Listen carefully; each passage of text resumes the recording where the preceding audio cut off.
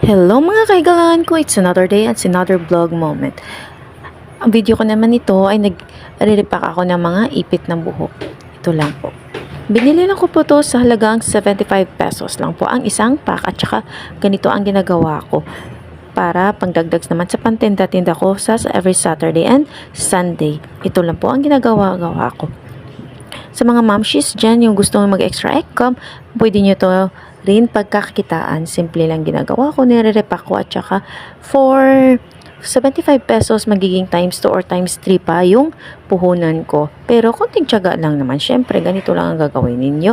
I-repack ninyo. So, binibenta ko to for 20 pesos. So, may extra tubo po ang nagtitinda ito ng 5 peso. So, bibili na ng 5 peso ito. So, ito ang nagagawa ng 75 pesos. Naging 200 pesos na po to siya. Pero wholesale na po to siya mga mamshies. Magandang pagkikitaan na siya. Pero konting tiyaga lang. Thank